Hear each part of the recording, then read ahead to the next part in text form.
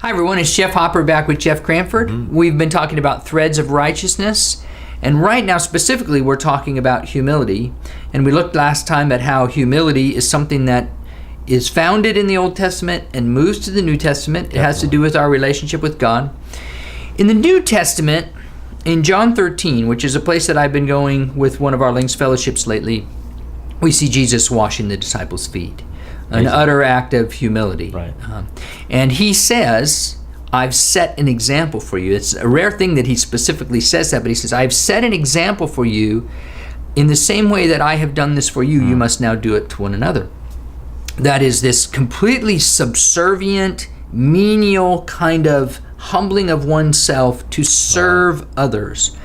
And certainly, if we were known as people who served others in practical, helpful, self-denying ways, it would speak an introductory sort of language that would open the eyes of the world, wouldn't it? There's no question. And I think we alluded to this a couple of segments ago about Philippians chapter 2, of whom you appear as lights in the world. Well, what does that look like? I mean, we're actually shining? Are we glowing like Moses came out of the tent of meeting and he had to put a veil over his face because he was glowing with the presence of God?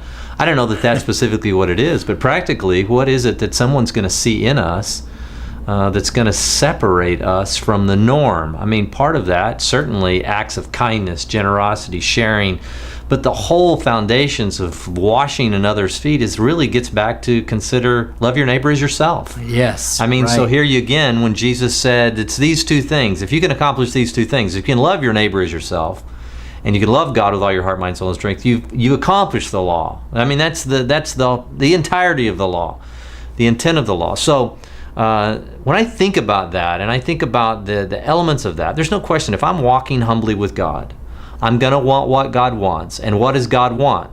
Well, Jesus showed us what God wants in that he was God. Here's what he wants. He wants us to wash each other's feet. Put others' needs ahead of our own. Now, is there anything in human nature at all that is natural?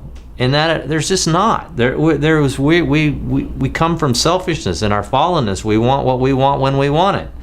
And then to do that is not only a demonstration to those around us. I'll tell you something else, Jeff.